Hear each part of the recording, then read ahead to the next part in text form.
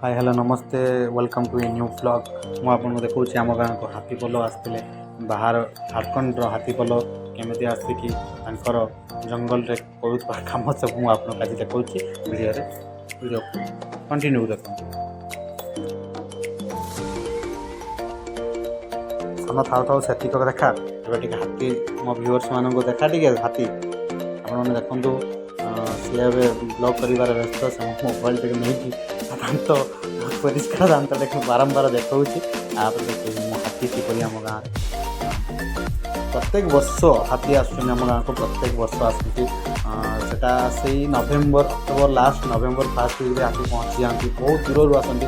ସେ ପଶୁଜନ୍ତୁ ହେଇଥାଇ ପାରନ୍ତି କିନ୍ତୁ ତାଙ୍କ ରାସ୍ତା ତାଙ୍କ ଯିବା ଆସିବା ରାସ୍ତା ଆଉ ତାଙ୍କ ମାନେ ଗୋଟିଏ ରାସ୍ତା ସେ ମାନେ 15 ବର୍ଷ 20 ବର୍ଷ ତଳୁ ଯେଉଁ ରାସ୍ତାରେ ଆସୁଛନ୍ତି ସେଇ ରାସ୍ତାରେ ଆସୁଛନ୍ତି।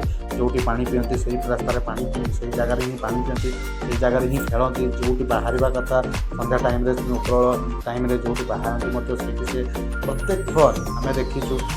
ପୂର୍ବରୁ ବି ବହୁତ ମାନେ ଭିଡ଼ିଓ ଆପଣଙ୍କୁ ୟୁଟ୍ୟୁବରେ ମିଳିଯିବ। ସେମାନେ ଆସିକି ଝାଡ଼ଖଣ୍ଡର ଦଲମା ଅଞ୍ଚଳରେ ହାତୀ ଆସନ୍ତି। ବହୁତ ଲାଗି ସାଧାରଣତଃ ଏଇ ହାତୀମାନଙ୍କର କଲର୍ ମାଟିଆ ସଦୃଶ ହୋଇଥାଏ। ମାନେ କାହାରି କିଛି କ୍ଷତି କରନ୍ତିନି। ତା ସହିତ ଲାଗିଲେ ତାଙ୍କ ସହିତ ଲାଗିଲେ ପ୍ରୋବ୍ଲେମ୍ କରାନ୍ତି, ନହେଲେ କାହାରି କିଛି କ୍ଷତି କରନ୍ତି। ସେ ଆରାମସେ ଆସନ୍ତି, ଜଙ୍ଗଲରେ ରୁହନ୍ତି। ବାକି ଆମ ବହୁତ ଲୋକ ଆସି ତାଙ୍କୁ ଡିଷ୍ଟର୍ବ ଆହୁରି କରାନ୍ତି। ବାହାରୁ ଆସନ୍ତି ଲୋକ ଦେଖିବା ବହୁତ ଭଲ ଲାଗେ ଲୋକଙ୍କୁ ଦେଖିବା ପାଇଁ ହାତୀ ବାହାରୁ ଆସିକି ହାତୀ ଦେଖନ୍ତି। ପୁଣି ରାତିରେ ଅବଶ୍ୟ ଆମ ଲୋକମାନେ ବହୁତ ନାହିଁ ନଥିବା ଅସୁବିଧା ଫେସ୍ କରନ୍ତି, କାହିଁକିନା ରାତିରେ କରେଣ୍ଟ ନଥାଏ। ଗାଁରୁ ଜଙ୍ଗଲ ଆମର ଲାଗିକି ପୁରା ହାତୀମାନେ ଜଙ୍ଗଲରେ ଡାଇରେକ୍ଟ ଜଙ୍ଗଲରୁ ବାହାରି ଗାଁକୁ ପଶିବା ପାଇଁ ଟ୍ରାଏ କରନ୍ତି। ଏବଂ ବହୁତ ଘର ଏମିତି ବି ଯେଉଁଠି ଜଙ୍ଗଲ ସାଇଡ଼୍ର ଘର ଭାଙ୍ଗିବାକୁ ମାନେ ବହୁତ ଦେଖାଯାଇଛି ଭାଙ୍ଗିବାର।